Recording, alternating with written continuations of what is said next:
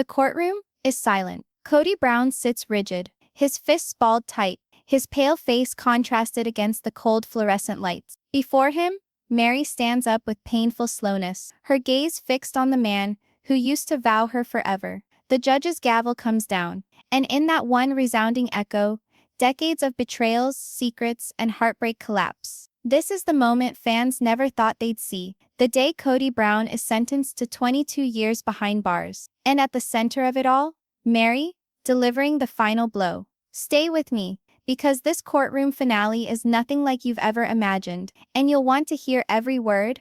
Before we get started, let me know in the comments, do you think Kody deserves what's coming to him? Or is this punishment too harsh? The sun rises barely over Arizona clouds when the Brown family enters the courthouse. Flashing cameras stand outside, people yell questions, and the atmosphere is almost more like the premiere of a movie than the courtroom battle. This is not a premiere, however. It's the conclusion of a long simmering tale. Kody comes first, his yellow curls pulled back, his jaw clenched. He attempts to hold his head high, but the burden of the charges weighs him down. Barely a pace behind him is Robyn, holding on to his arm, her face smeared with new tears. She mutters something, perhaps a prayer, perhaps a plea, but Kody doesn't respond. His eyes shift straight ahead, toward the double doors of the courtroom. And there, waiting in advance within, are the women who stood beside him. Christine, peaceful yet steadfast. Janelle, her arms folded across her chest, a tempest raving in her eyes. And Meri, Meri. She is no longer quiet and unsure. This day, she is flame. Her stance is firm, her eyes unyielding, and clutched in her hands are the documents that will forever determine Kody's destiny. The air is charged with tension so intensely you can almost taste it.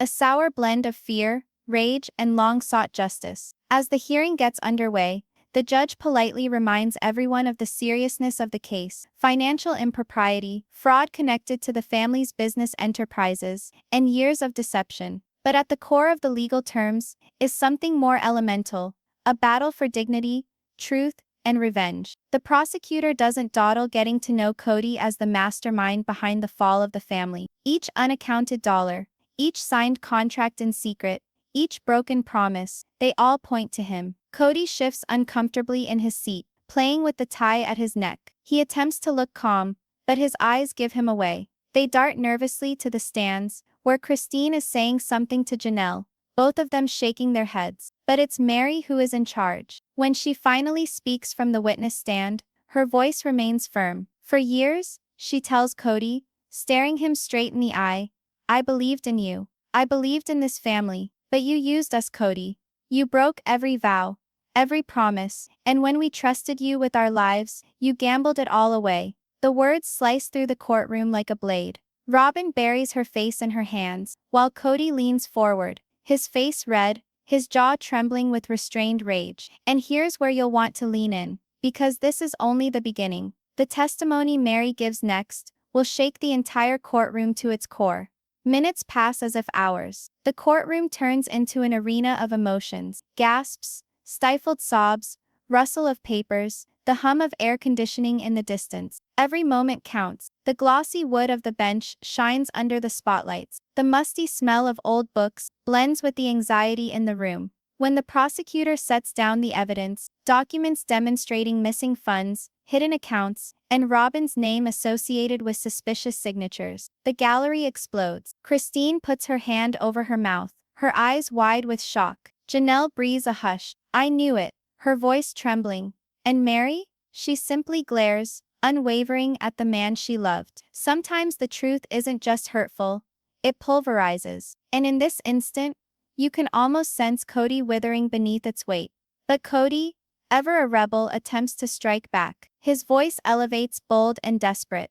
This is a family issue, not a crime. We did what we needed to do in order to survive. The judge bangs the gavel. Order in the court. But the explosion only serves to worsen matters. Whispers fill the gallery, and the jurors nervously glance at each other. The mask is cracking, and the individual behind it is disintegrating. The most unnerving part is when Meri faces the jury, her voice firm, her hand clutching the microphone. This isn't just about money. This is about control. For decades, Kody controlled our lives, our choices, even our futures. He wanted us to believe he was untouchable. But today, we're here to prove he isn't. A hush falls over the room. Even Robyn, usually quick to defend him, lowers her head. And in an instant, the power dynamic is altered. For the first time in years, Kody is no longer in charge. As Section 1 comes to a close, the judge adjourns court for a brief recess. Individuals rise, stretch, whisper anxiously, yet no one gets up and goes. Not so much. Everyone understands this is merely the beginning of the tempest that will tear the Brown family asunder once and for all. Kody bangs his papers on the end of the table, grumbling to Robyn, his tone edged and frantic. Meri does not blink. She strides past him, her movements calm and unruffled, her heels ringing off the chamber. And in that quiet, one question weighs heavily in the air.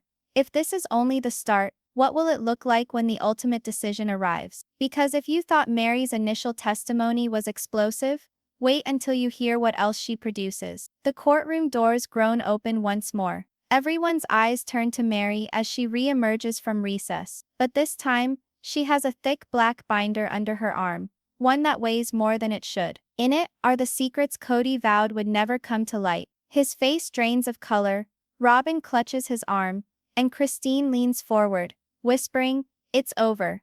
The gavel hasn't even struck, but the tension has already reset the battlefield. This isn't testimony anymore. This is war. And Meri's about to drop a bomb that could bury Kody for good. The judge orders the court to be brought back into session. The murmurs cease immediately, being replaced by the low buzz of expectation. Everyone feels it. Something major is on the verge of happening. Meri returns to the witness stand. Her heels tap gently across the wooden floor, steady and unhurried. As if a woman who has already triumphed, she places the binder down with a loud thud that resonates within the chamber. Kody's knuckles are white on the table as he leans forward. "She doesn't have anything," he growls, his voice raspy, but the shake gives him away. Robyn's hand is pressed to her lips, eyes wide, unshed tears running down her face. The prosecutor looks at her calmly and says, "Mrs. Brown, if you could explain to the court what this binder holds." Meri doesn't glance at the attorney. She doesn't glance at the judge. She never takes her eyes off Kody. This, she speaks slowly, her tone steel, is the list of all the lies he has told, all the stories he concealed, all the money he embezzled, 20 years worth of secrets, all on paper. And suddenly the air is sucked out of the room. You can practically hear the gravity of the revelation crushing down on all of them. The prosecutor holds up the first page. Bank transfers, signatures, dates that perfectly coincide with the years. Kody said the family was broke, pinching pennies, making sacrifices. Janelle shakes her head and exhales sharply. "I knew something was wrong," she whispers. "But not like this." Kody slams his fist lightly against the table. "This is fabricated. Lies." His voice cracks, desperation bleeding through. But then the second document comes out. Emails, handwritten notes. His name, his handwriting, undeniable. And here's the kicker. Robyn's signature appears on half of them. The gallery gasps. Robyn's sobs grow louder, her body trembling as Kody turns on her. "You signed them. You were part of this." Robyn shakes her head violently. "You said it was legal, Kody. You said it was for us." When friends turn against one another under oath before a jury, it is no longer testimony. It's blood in the water. The judge pounds on the gavel. "Order, we will have order in this court." But control is unraveling. The jurors hiss among themselves, glancing between evidence and Kody's collapse. For years, audiences saw him dominate his family with iron conviction. Today, he is cornered, pleading, and splitting wide open under the cold glare of justice. The prosecutor goes on. "Mrs. Brown, can you tell me how you came to get these records?" Meri tilts up her chin, eyes piercing. "I lived with him. I trusted him. I saw the documents he thought no one noticed, and I kept them. Not to hurt him, but because I knew someday the truth would matter." That one sentence doesn't just hit Kody. It encapsulates the whole case. And that's where it gets risky, because the next batch of papers doesn't only reveal fraud, it reveals betrayal. What Meri shows next will transform this trial from fiscal scandal into a fight for the family's very soul. The binder opens to another page. This time, not financials. Letters. Personal correspondence. One of them causes Christine to sit up straight.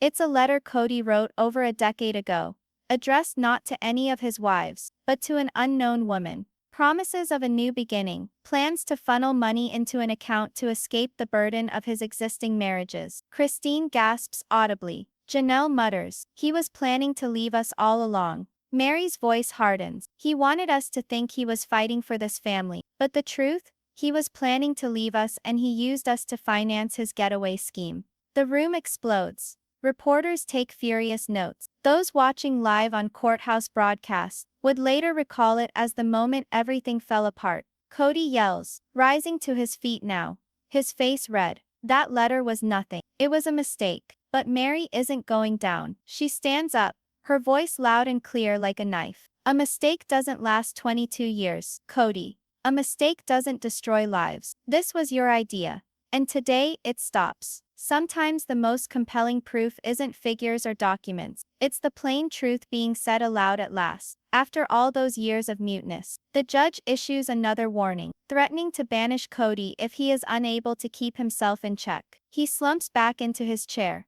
But the damage has been done. His reputation, the tough patriarch, the self-assured leader, is ruined. And then the surprise. The prosecutor holds aloft the last piece of paper from the binder. A taped voicemail. Kody's voice, unmistakable, cold, calculated. "Don't tell the others. They wouldn't understand. This is for us, Robyn. Just sign it, and everything will be fine." The courtroom stops. Robyn gasps, holding her chest. Sobs run down her face as she whimpers. "You promised me. You promised me." In one moment, Kody loses not only his defense, but his last ally. And if you believe voicemail was the clincher, wait. Because what comes next is going to make even the judge's jaw drop.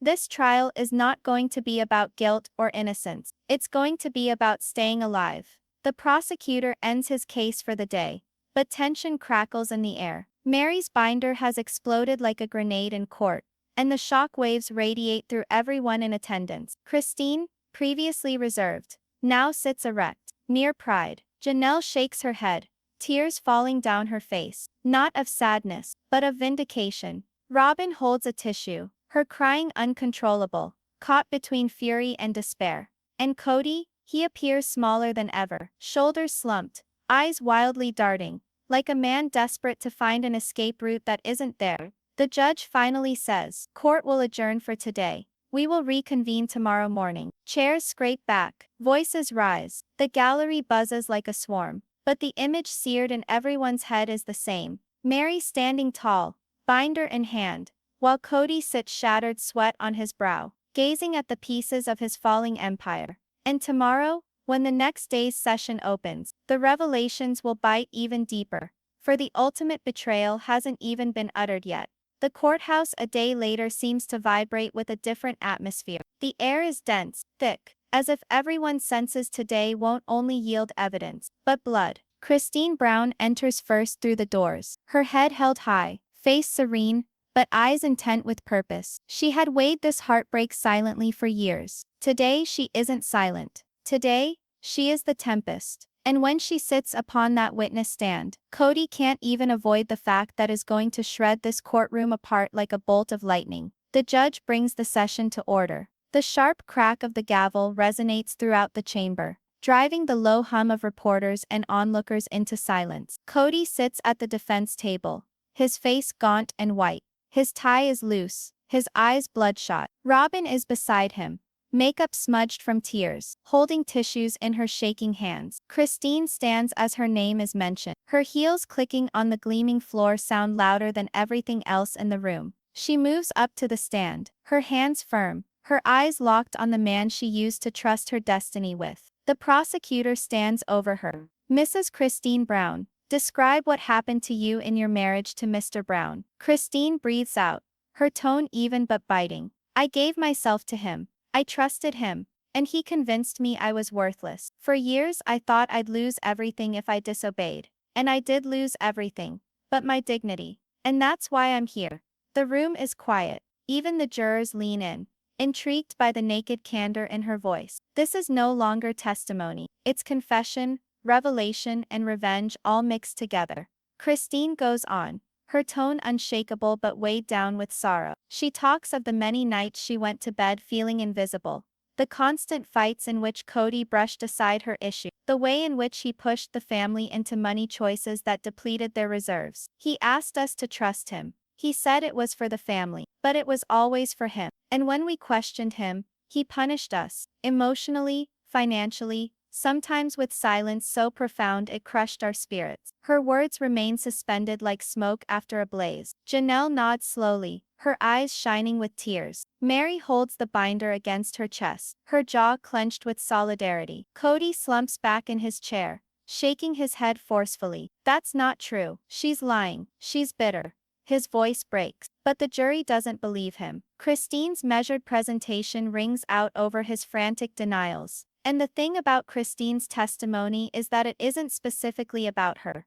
It's about all the broken promises, all the stifled voices, all the wounds that never close. But the bombshell is only to come, because Christine didn't arrive armed only with words. She arrived with proof of her own, proof that shows Kody's cruelty extended far, far beyond money. What she discloses will make the courtroom gasp for breath. Christine rummages through her purse and extracts a thin stack of photos. She presents them to the prosecutor, who handles them gently, laying them out on the overhead projector. The pictures flash up on the screen. Receipts, documents, even some of the journal entries Christine wrote during the final years of her marriage. Entries about what she called Kody's manipulation, the fights, the gaslighting. I wrote it all down, she says quietly. Every time he said I wasn't enough. Every time he said the other wives were more important. I knew one day I'd need evidence, not for myself, but for the truth. One of the entries reads, he said tonight that if I walked out, I'd regret it for the rest of my life. That no one would believe me, that he would destroy me. Gasps echo through the gallery. Christine's voice cracks, but she strains on. That wasn't a husband. That wasn't love. That was control. And I won't let it pass unnoticed anymore. Robyn shakes her head, murmuring, no, no, no. While Kody holds the table so tightly his knuckles bleach. And in that instant, the story turns completely. From fraud to manipulation, from money to emotional abuse. The case is no longer just about dollars. It's about lives. The prosecutor requests Christine to explain. Mrs. Brown, are you telling me Mr. Brown threatened to silence you? Christine nods. Her voice is once more calm. Yes, he threatened me. He threatened all of us. But the difference is, I'm not afraid of him anymore. The jury murmurs, visibly shaken. Reporters scramble to capture every word. The judge leans back, his face stern, but even he looks unsettled by the depth of Christine's testimony. And here's the chilling truth. Fear loses its power the moment it's spoken aloud. And Christine just shattered the silence that kept Kody untouchable for decades. But just when it appears that the courtroom has sucked in the worst of it, Christine leans in toward the microphone and makes a disclosure that no one, not even Meri or Janelle, saw coming. And it's not for cash. It's for the ultimate betrayal. Christine inhales deeply. I have one more thing to tell you. Her voice quavers now, but her eyes smolder with resolve. The prosecutor gestures for her to go on. 2 years prior to leaving him, I found something. Kody wasn't only keeping money a secret, he was keeping a plan from me. A plan to legally deprive us of our rights, to exclude us from property and assets, and to ensure that when he left we had nothing. Meri's mouth falls open. Janelle grips the edge of her seat, stunned. Even Robyn looks shocked, shaking her head as if she can't believe it. Christine pulls out another document, a draft contract, unsigned but damning. It details how Kody attempted to shift ownership of family property into a trust controlled only by him and Robyn. The jury responds in unison. Murmurs course through the room. One juror even puts a hand to his forehead, as though stunned by the boldness of it. Christine's voice increases. He was going to leave us in the dust, erase us legally, financially, emotionally. He told everyone he loved us. But behind closed doors, he was constructing his way out. Barely ever does betrayal arise, with flames or with fists, but with silent signatures on documents intended to obliterate the humans who trusted you most. Kody erupts. He springs to his feet, yelling, "Lies, everything. You're distorting everything." The judge bangs the gavel. "Mr. Brown, one more interruption, and you will be excused from this courtroom." But Kody does not sit silently. He slumps forward, fuming, his chest rising and falling. His whole defense, his whole reputation, is unraveling piece by piece. Christine, on the other hand, does not flinch. She gathers her documents, her hands steady, her face serene. She's no longer just a witness, she's the coffin nail. The prosecutor nods in gratitude and addresses the judge. "Your Honor, this testimony, in conjunction with the evidence presented, evidences a pattern of abuse and lying that cannot be dismissed." The judge nods sternly. "Duly noted. Court will recess until this afternoon." The gavel comes down. The tension remains like thunder following lightning. Kody sits shattered, his face empty, gazing at nothing. Robyn weeps silently, her back to him. Christine descends from the stand, shoulders straight, as if a lifetime of burden has finally been shed. And as the room clears, whispers eddy like fire. If this is what Christine had to show us, what will Janelle have when she gets on the stand next? Because the most profound wounds are yet to be laid open. The courtroom lights are colder today, colder even, as if the walls themselves are trying not to breathe. The gavel hasn't fallen yet, but the calm before the storm is louder than any storm. Kody Brown slumps in his seat, his proud posture long ago broken now, his face drained of its color from exhaustion. His eyes dart toward the gallery, where Christine and Janelle whisper to each other with sharp intensity, and Meri's gaze remains fixed on him like a dagger. Today is different. Today is the day when the truth claws its way out into the open. And when it does, Kody may finally lose everything. Imagine being trapped in a room where every secret you've ever buried rises to the surface, one after another, with nowhere to run. That's exactly what's about to happen in this courtroom, and Kody Brown is the man at the center of the fire. Stay with me, because what unfolds here will shake even the most loyal Sister Wives fans. The judge clears his throat, indicating the proceedings have started. Robyn is huddled next to Kody, holding on to his arm, her face smeared with the traces of tears. She is desperate, scared, but adamant to protect him from what is about to hit him. But standing at the other end of the room, Meri is poised with a pile of papers clutched in hand, her voice prepared to break through the courtroom like a whip. "Your Honor," she starts, her voice firm but laced with emotion. "Today I will lay undeniable evidence of financial impropriety, secret accounts, and the intentional misrepresentation of not only me, but every single woman standing in this courtroom." Kody's head shakes back and forth fiercely,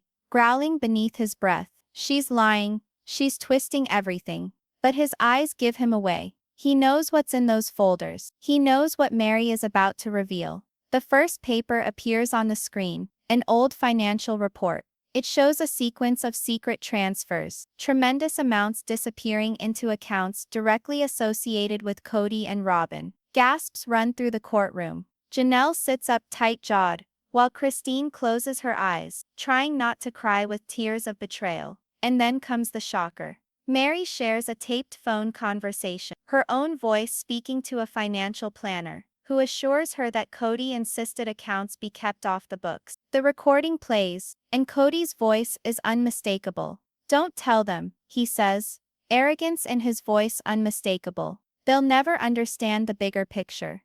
The room explodes. Christine bangs her hand on the bench she is sitting on, sobbing uncontrollably. "We sacrificed everything for him," she wails. The bailiff yells for her to sit down, but it's too late. Kody stands up, yelling, "This is out of context. You don't know what I was working with. I was defending this family." But the judge slams his gavel down hard. "Mr. Brown, sit down and calm down. You will get your turn to say something." That is where you can sense the court mood shifting against Kody. But the biggest bombshell evidence is not even out yet.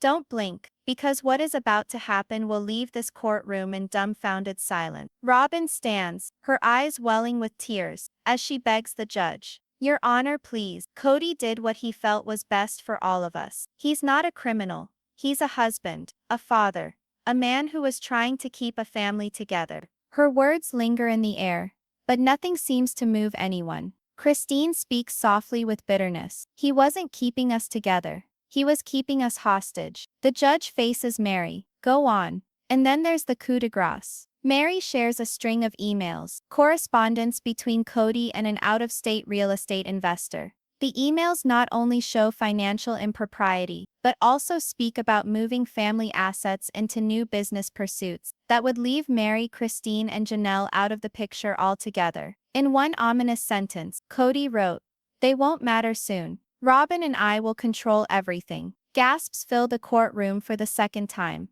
Janelle has her mouth covered in shock, and Christine whispers, "He planned this all along." Kody attempts to get up once more, but his attorney takes hold of his arm and gives him a shake of the head.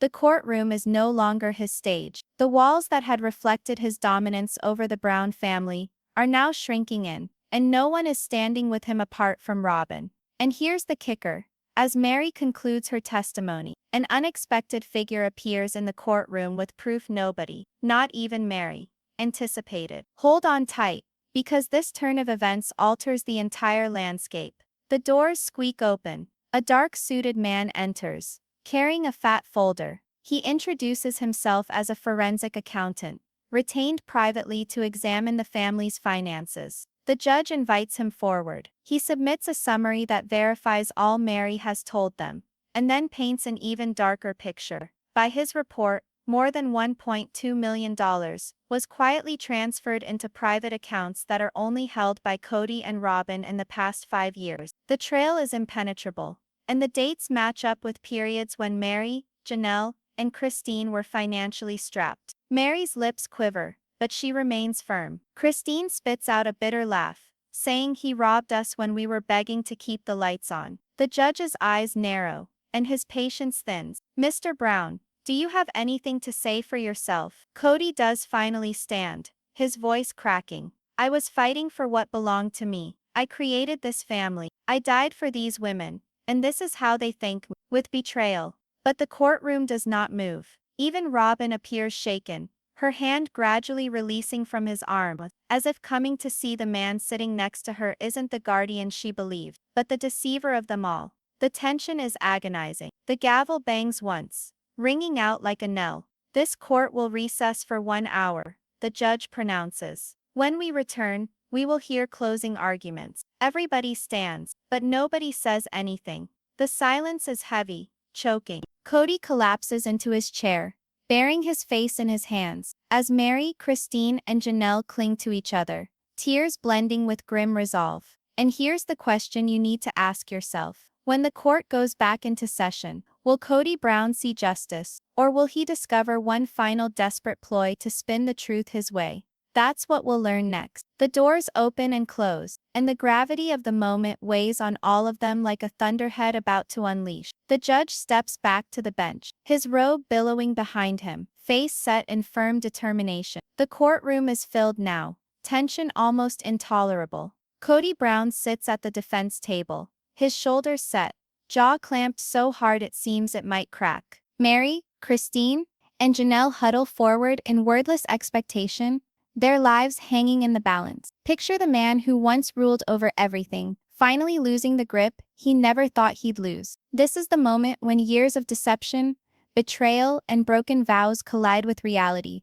and Kody Brown is about to pay the price. Stay with me, because this verdict doesn't just seal the end of a trial, it seals the end of an era. The gavel strikes once, silencing the murmurs. We will now hear closing arguments. His voice booms, resonating like a last warning. Meri stands up first, her authority commanding. She no longer needs the papers. Her voice itself weighs like the truth. "Your Honor," she starts, her eyes fixed on the judge, but slicing through Kody as a knife. "This man lied to us, took from us financial stability, and broke the most important trust upon which a family is supposed to be founded. We gave him all we had, our loyalty, our dedication, our futures, and he used it all to create a kingdom for himself and Robyn. He said it was love, but it was control. He said it was protection, but it was theft. Justice today is not only for me, it is for every woman who stood with him, only to be discarded and broken." Her words cut through the silence. Christine dabs away tears, her body shuddering with rage and release. Janelle clutches the armrest, her eyes gleaming with the burden of mutual betrayal.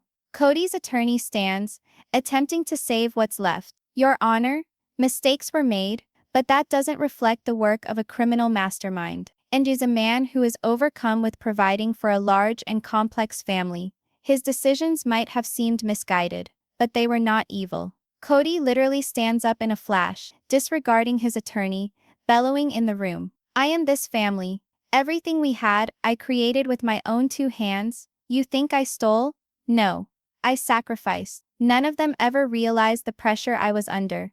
And now they betray me. Here before the world, gasps sweep through the gallery. The judge bangs the gavel. Mr. Brown, you are out of line.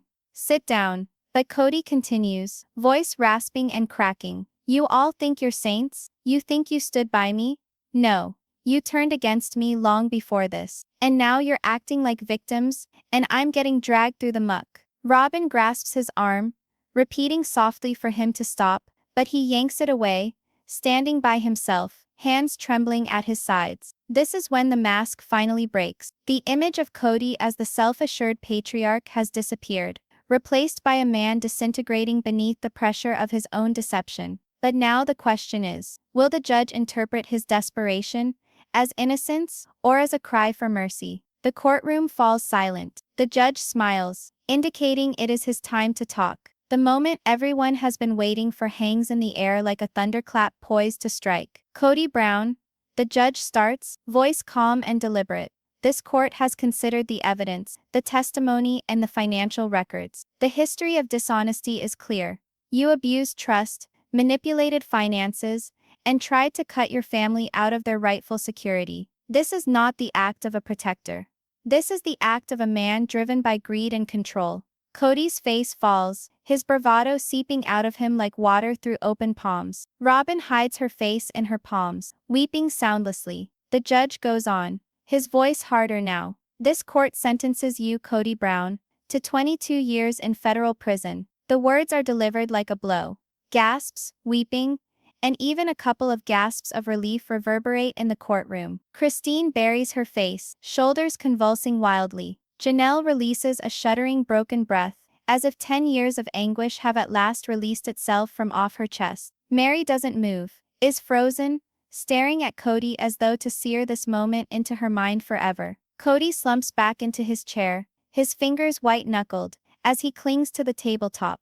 He tries to speak, but his lips move only without sound. His empire, his dominion, is lost in an instant. And here's the bitter truth. As the courtroom overflows with emotion, Kody's mind is already ticking over revenge fantasies, denial, ways to turn this story around into his own tale.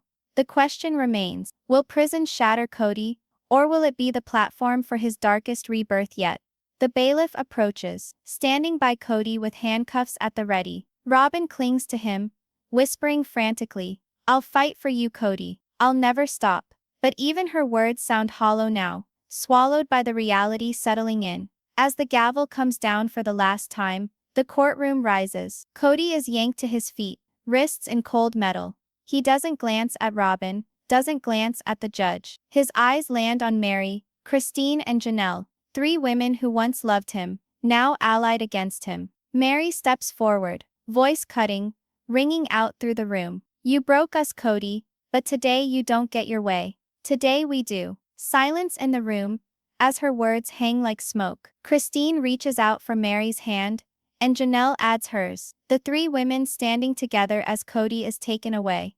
The camera of this courtroom drama lingers on their faces, sorrow blended with victory, pain blended with justice. A family that was once broken by lies now possesses strength and togetherness, while the man who once dominated them is escorted away in shackles. The bailiff swings the door open, and in an instant, Kody Brown vanishes into the darkness of his sentence. But here's the turn you didn't expect. While Kody disappears into the justice system, rumors already start flying. What lies have yet to be revealed? Who will make moves in his absence? And most of all, is this really the end of Kody Brown, or merely the start of an even more sinister chapter? The cell door slams shut, and for the first time in decades, Kody Brown is no longer in control. The echoes of the courtroom still linger in his ears. Meri's sharp words, Christine's tears, the gavel striking like thunder. But now the walls are bare. the light is dim, and the man who once strutted as the head of a family empire sits alone in silence. No cameras, no wives, no excuses, just the reality of 22 long years ahead. Imagine that the man who at one point or another controlled every decision, every dollar, every feeling in four women's lives, reduced to not much more than a number in the system. The irony is savage, but the repercussions of Kody's sentencing don't stop at the gates of the prison. They're just getting started. Stick with me, because what goes on outside these walls is as explosive as what goes on within. On the women's side of the narrative, the world becomes a different place. Meri, Christine, and Janelle face the courthouse, flanked by flashes of cameras and the burden of questions. Their faces are smeared with tears, but there is something else behind them too. Strength. For so many years, they had been supporting players in Kody's soap opera. But now they are the show. Christine speaks first to the cameras. This isn't about revenge, she says, her voice shaking but firm. It's about justice. He stole from us, he betrayed us, and he made us think that we were helpless. Today we proved that we weren't. Meri stands mutely to her side, holding the papers that had condemned Kody. Her eyes shine with pain and pride, as if she senses that the fight isn't yet done. But war is at last turned. Janelle releases a heavy sigh and whispers softly, "Now we can finally breathe." But not everyone feels her sense of triumph. Robyn remains behind, silent, her eyes puffy from tears. She sits in the rear of a black SUV, gazing sightlessly ahead as the vehicle drives away. For Robyn, this isn't the end of Kody's rule. It's the start of her own disintegration. Meanwhile, in prison, Kody battles on. He paces his tiny cell, his fists tightened, cursing under his breath. The arrogance remains, but there's a touch of fear now. He attacks guards, refuses food, and keeps repeating the same phrase ad infinitum. They betrayed me. They'll pay for this. And here's where it gets interesting. Even within those prison walls, Kody won't relinquish control. He starts to scheme, to plan, to tell his tale to whoever will hear it. But the question is, will those tales inspire sympathy, or bury him further into solitude? Christine's house is where they come. She invites Janelle and Meri over. The three women sitting at her kitchen table, the burden of the past few weeks on their shoulders. Glasses of coffee remain untouched as they process everything that has occurred. "Do you think it's really over?" Janelle asks quietly, her voice cracking. Christine shakes her head. "It's never really over with Kody. He'll find a way to try and haunt us, even from prison." Meri leans forward, her tone sharp. "Let him try. We've stood in his shadow long enough. Now it's our turn to live." But just as they begin to believe in this newfound freedom, a letter arrives. It's addressed to Robyn, but the words quickly spread. Kody has begun writing from prison. His first letter is filled with anger, promises of vengeance, and a chilling line that sends shivers down Meri's spine. "You may think you've destroyed me, but I'll never stop fighting to take back what's mine." Robyn holds the letter, tears dripping onto the ink. She is torn, loyal to Kody, but shaken by his words. She doesn't read the entire letter aloud to the others, reading parts of it in secret like she once did with secrets in their marriage. But Christine knows. "He's already trying to bring you back in, Robyn," she cautioned. "Don't let him pull you down with him." Robyn doesn't answer. She gazes at the words repeatedly, caught between love and terror. This is the moment of truth. Robyn has to choose whether she'll be with the women he betrayed or stay bound to the man who pulled them all towards destruction. Her decision will alter everything for what's next. Within the prison, Kody's universe becomes smaller. He attempts to assert control, to bark orders at other prisoners like he used to do at home. But it does not pay off here. He is no longer the patriarch. He is another man in an orange jumpsuit. But whispers circulate in the cafeteria and yard. Some prisoners hear his tales of betrayal, some chuckle, and some caution him to keep quiet. Late at night, Kody lies on his cot, staring at the ceiling. He remembers the courtroom, the looks on Meri's, Christine's, and Janelle's faces, the judge's final words. For the first time, the possibility creeps into his mind. Maybe he isn't the hero of this story. Maybe he's the villain. But the thought is too painful to bear, so he pushes it away, gripping his blanket like a shield. Outside, Christine brings her children together at last to say, "It's over. He can't hurt us anymore." They welcome her words with relief but with sorrow as well. The stranger behind the bars was once the father they knew. Meri, in the meantime, begins to work on restoring her business and independence, focusing all her energy on building something that is not associated with Kody's name. Janelle starts reconnecting with her children, resolved to present them with a better version of herself. And Robyn? She stays stuck in the middle, caught between being loyal to Kody and living the reality of his choices. The other ladies reach out to her, inviting her to join them. But her silence is deafening. She isn't willing to release. As Section 6 comes to a close, the camera zooms back in on Kody. He sits by himself on his cot, holding a faded picture of himself and all four of his wives, smiling when the family seem together. His lips shake, his eyes tear up. For a moment he appears on the brink of shattering, almost human. But then his expression sets, and he mutters to himself, "This isn't the end. It'll never be the end." And that's the frightening reality. Though Kody is incarcerated, his shadow continues to dominate the lives of the women he betrayed. The question is, will they ever be able to break free from him, or will his hold extend even from a prison cell? The world outside the prison has already begun moving on, but Kody Brown won't let himself be forgotten. Behind the steel doors and razor wire, his brain runs like a wild animal. He's lost the battle of the courtroom, lost his grip on the wives. But in his own head, he has not lost the war. And the letters he's writing out, loaded with threats, paeans, and warped explanations, are testament to just how far he'll go to preserve his shadow. Picture a man without an ounce of power left, residing in a jail cell, yet still attempting to dictate the lives of the individuals who rebelled against him. That's where we are today. And believe me, the perilous game Kody plays from behind bars is going to turn everything upside down. The first letter arrives in Robyn's mailbox, its handwriting uneven and hurried. She waits until her children are in bed to open it. It contains pages of meandering thoughts, some sweet, some toxic. He refers to her as his last true wife, assures her that they will rise again, then degenerates into rage. The others will turn against Robyn. Don't trust them. They will betray you just as they betrayed me. Remain loyal and I will see that you are rewarded when I am out. Her hands shake as she reads, tears staining the ink. She holds the paper to her chest, caught between love and fear.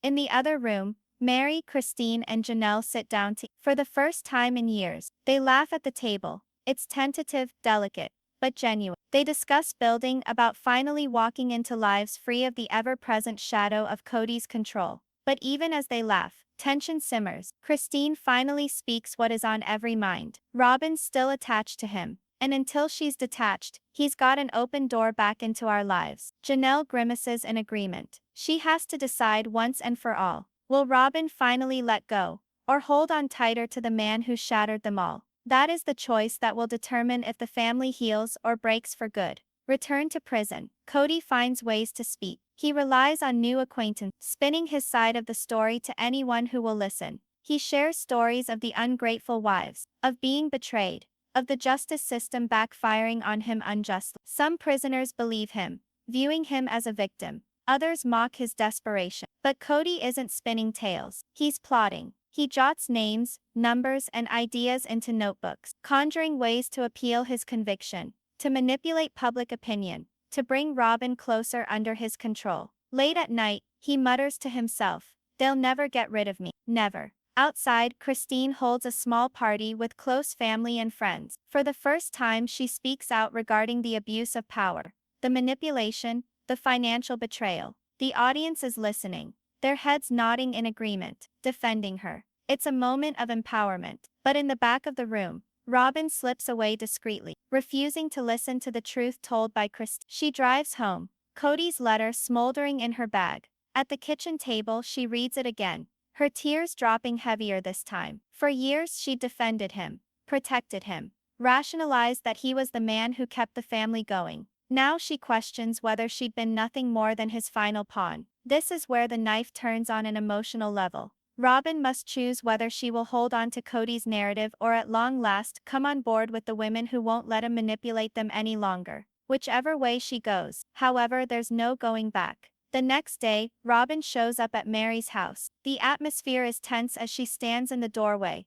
clutching the letter in her hand. Meri, Christine, and Janelle exchange wary looks, unsure if she's here to reconcile or defend him again. Robyn's voice breaks as she finally speaks the words. "He's writing to me, he wants me to be faithful. He's trying to poison me against you. She extends the letter, allowing them to read Kody's warped words for themselves. Meri accepts it, her jaw clenching as she reads. Christine shakes her head, speaking under her breath. He hasn't changed, not a single bit. Janelle's voice is gentle, bordering on pleading. Robyn, you have to choose. You can no longer live in both worlds. Robyn weeps openly as she barely speaks the words. I don't know if I'm strong enough to let him go. There is weighty silence. The three women do not press, but their eyes speak volume. If she does not leave Kody behind, she will lose them all. In prison, meanwhile, Kody gets no response. He is frustrated to the bursting point. He attacks guards, fights other inmates, in a bid to feel in control. In his cell alone, he beats the wall with his fist, yelling, "They can't shut me out. They can't." But the truth is self-evident. The women are starting to heal without him. The more he blusters, the less his voice carries beyond the walls. Robyn sits in her car that evening, parked in front of her own house, gazing at the ripped letter on her lap. The letter's last true wife, torture her, writhing her heart. She mutters to herself, am I faithful to him, or to myself? The choice rests like a rock on her chest, and she knows that no matter what she chooses, it will determine her future, and her children's future. And that's the cliffhanger you can't turn away from. Robyn is on a cliff. If she leaps toward liberty, maybe she'll finally mend. If she hangs on to Kody, she'll crash with him. Which direction will she head? That's the question searing. As this drama speeds towards its conclusion, the gavel's fallen, the court adjourned, and the prison doors close behind Kody Brown. But the tale is far from finished. Not yet.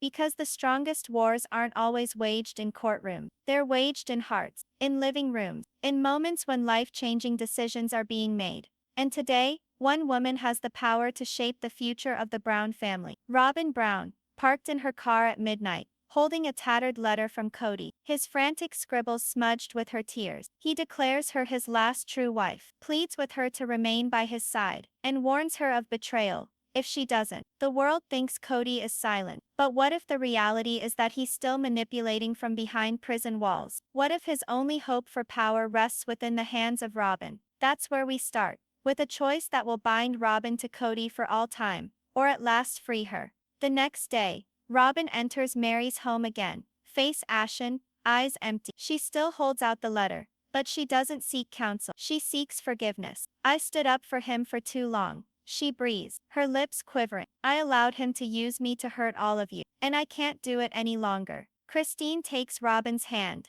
placing one of her own on top of it. Then you have to let him go. For the first time, Robyn slowly nods. Not a grand proclamation, not a hero's speech, just a quiet submission, but one that turns everything around. If Kody loses Robyn, the wife he once believed would never go away, does he lose the last shred of power he possesses? Or does he battle more fiercely than ever to pull her back into his fold? Back in prison, Kody waits for a response that never arrives. Every day, he checks the mailroom, searching for Robyn's handwriting. Every day, he's let down. His anger becomes fury. He yells at guards, attacks cellmates, anything to make him feel like he still exists. But the reality hits him in the cold emptiness of his cell. His words no longer hold sway. At the same time, Robyn makes a move that astonishes even herself. She sits down with Christine, Janelle, and Meri in a lawyer's office. Together they sign documents legally breaking the financial bonds, uniting them to Kody. For years he dictated the finance, the property, the business transaction. Now with signature, his control is abolished. Robyn sobs as she signs, but it is not tears of sadness, tears of relief. Christine holds her tightly. You're free now.